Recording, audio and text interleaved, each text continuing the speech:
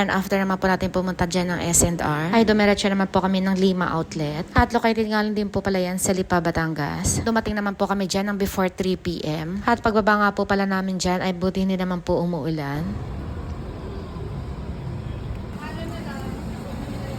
At tumigil nga po pala muna kami dito sa Pick Up Coffee para bumili ng maiinom. At umorder nga po pala kami dyan ng 5 iced coffee. At yung isa nga po pala ay creamy white coffee. At yung 4 naman po ay black American coffee. Nakagandahan nga rin po pala dito sa Lima Outlet. Ay pwede mo nga po pala ipasyal dito ang mga bata. Dahil meron nga rin po pala sila dito mga rides. At sobrang lawak na playground.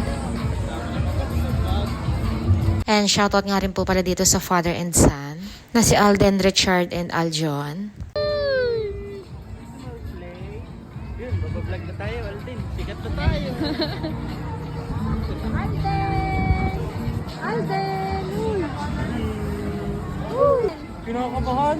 At pumasok na nga rin po pala kami dito nila Raquel at Aljon. At baka merong makita at magustuhan. At yung ibang mga kasama nga po pala namin dyan ay may kanya-kanyang outlet na pinuntahan. And after nga po pala naming mamili dyan, ay magkikita-kita na lang po kaming lahat sa parking lot. And after naman po namin maglima outlet, ay dumiretso na nga po pala kami sa bahay ng Ate Lenlen Matala. Dahil birthday naman po ng kanyang asawa na si Kia Umpeng. At nagkatay nga daw po sila dito ng 3 kambing. At meron din pong tinolang manok. At yung ibang luto nga po pala na ginawa nila sa kambing ay ang kaldereta at sinampalukan. At syempre hindi naman po natin palalagpasin dyan ang tinolang manok. At pagdating nga po pala namin dyan ng Alupay before 7 p.m. ay meron na nga po palang kuryente. At hanggang dito na lang din pong vlog natin for today's video at maraming salamat sa inyong panonood. God bless and bye-bye!